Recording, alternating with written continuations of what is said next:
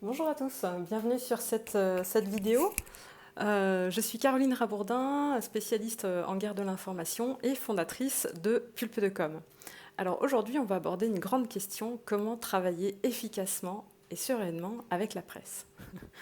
Alors la première chose à savoir, c'est que les journalistes sont des gens qui sont pressés. Ils n'ont pas le temps. Ils n'ont pas le temps parce que dans certaines rédactions, il faut bien comprendre qu'il y a des cadences à tenir. Une cadence qui peut aller jusqu'à 6 articles par jour, voire 7 articles par jour, voire encore 8 articles par jour. Alors je ne sais pas si vous avez déjà essayé d'écrire un article de presse, et le temps que vous avez mis et que ça vous a pris, ça prend du temps. Et même pour eux qui sont habitués, ça prend du temps. Donc ça impacte forcément leur travail et la qualité de leur travail. Donc pour éviter tout problème, il faut prendre les devants, il faut surtout leur mâcher le travail.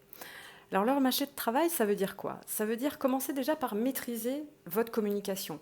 Maîtriser vos supports presse, donc votre communiqué de presse, votre dossier de presse, mais aussi penser au visuel.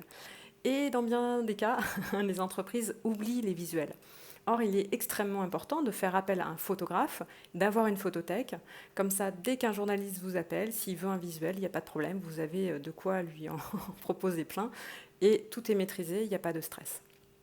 Ça, c'est le premier élément. Le deuxième élément, c'est d'être réactif. Un journaliste n'a donc pas le temps et s'il doit enchaîner plein d'articles de presse, si votre chef est parti en vacances, il n'y a que lui qui peut répondre aux journalistes, etc., qu'est-ce qui se passe? Le journaliste, il va passer à quelqu'un d'autre et il risque de passer à votre concurrent. Un journaliste vous appelle, répondez immédiatement. Et à titre d'information, dans certaines agences de relations presse sur Paris, toute demande d'un journaliste est répondue en 15 minutes. 15 minutes. Ça vous donne un ordre d'idée.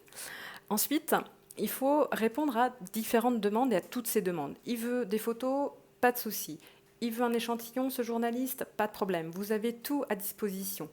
Donc, j'aime bien, moi, reprendre ce dicton que disent les Américains. Soyez easy to do business with. Il faut que vous soyez facile. Il est facile de travailler avec vous. Et donc, pour un journaliste, il est facile de travailler avec vous aussi. S'il est facile de travailler avec vous, le journaliste s'en souviendra et saura vous rappeler une nouvelle fois dès lors qu'il aura un autre sujet à faire. C'est pas mal. Ensuite, ne demandez pas à relire l'article. Là encore, le journaliste n'a pas le temps. Et il sait une chose, c'est que s'il vous donne l'article à relire, vous allez vouloir le modifier. Sauf que s'il a 30 minutes, 40 minutes pour écrire un article, c'est pas ensuite pour reperdre du temps à tout remodifier. D'accord? Donc, si vous avez bien préparé tous vos supports presse, le communiqué est parfait, le dossier de presse est impeccable, il n'y aura pas de souci. D'accord? Faites-lui confiance, il connaît son métier. Alors évidemment, il s'agit ici de conseils génériques, si je puis me permettre, sur les journalistes qui font leur travail en toute bonne foi, évidemment, et pas dans l'optique, pas dans l'idée de journalistes qui aimeraient vous piéger, hein, évidemment. Voilà. J'espère que cette vidéo vous a plu. Si c'est le cas, likez, subscribez, etc.